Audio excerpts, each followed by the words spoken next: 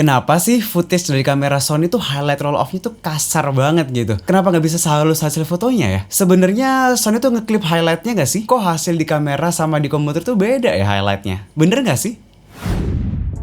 Guys, gue nggak tahu seberapa banyak kalian yang pernah mikir kayak gini sama hasil video dari Sony. Atau mungkin sebenarnya kalian itu pernah sempet mikir, tapi kayak bodo amat dan langsung cepet-cepet pakai LUTs. Atau coba grading, atau benerin sendiri gitu. Atau sebenarnya kalian adalah pengguna S-Log. Ya, kalau udah S-Log sih sebenarnya nggak perlu tonton video ini ya guys ya. Karena video ini itu sebenarnya ditujukan buat kalian yang malas grading dari log footage dan lebih suka pakai PP off. Yang sebenarnya warnanya tuh sebenarnya udah mateng gitu daripada S-Log. Tapi terkendala di bagian highlightnya yang terkesan kasar atau mentah. Iya, kalian gak sendirian kok. Gue tuh malah berkali-kali kesel gitu sama highlight yang dihasilin sama Sony gitu. Tapi setelah perjalanan panjang coba ngulik-ngulik dan cari tahu gitu ya, akhirnya gue menemukan satu fakta. Gini, jadi sebenarnya ini tuh strange sih. Gue tuh gak ngerti juga kenapa, tapi semua footage dari Sony itu tuh highlightnya kayak kepotong gitu, kayak ke clip gitu istilahnya. Mau kalian playback di komputer, pakai player apapun gitu ya, mau kalian masukin ke Premiere, secara default highlightnya tuh kayak ke clip gitu, kayak gini.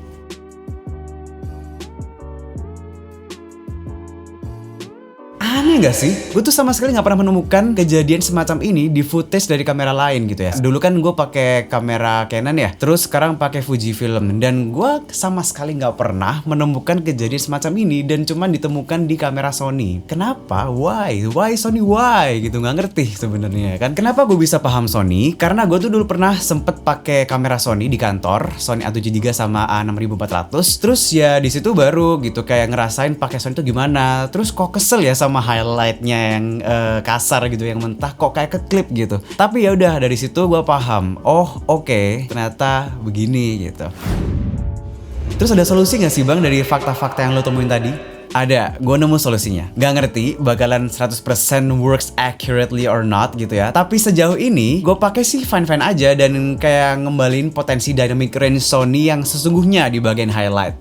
Kalau bagian black sama shadow sih nggak ada masalah apa-apa ya. Cuman di highlight biasanya kayak lebih kepotong gitu. Gini, kalian cukup kasih efek lumetri color. Lumetri color ini isinya akan nurunin white sebanyak 35 alias minus 35 alias minus 35. Ya, jadi kalian geret dulu lumetri colornya, terus kalian ubah whites-nya ke minus 35, dan jangan lupa lumetri color diklik kanan, lalu save preset dan kasih nama Sony Full Range Fix. Terus kalian oke. Nah, terus kalau udah, kalian seleksi semua footage Sony yang mau kalian kasih presetnya, terus kalian geret presetnya ke klip yang udah kita seleksi tadi. Udah deh, maka semua footage Sony sekarang udah ke-apply preset yang tadi. Sekali lagi gue ingetin bahwa kalian harus ngasih efek ini di urutan paling pertama di setiap klip yang berasal dari kamera Sony. Di setiap klip ya, jangan ditaruh di adjustment layer dan jangan kasih efek lain sebelum efek lumetri ini. Karena nanti efek itu gak bakalan works well kalau kalian kasih efek lain dulu gitu, misal warp stabilizer atau lainnya gitu. Dan highlights lo akan tetap ke klip walaupun lu turunin gitu. Percuma dong. Dan udah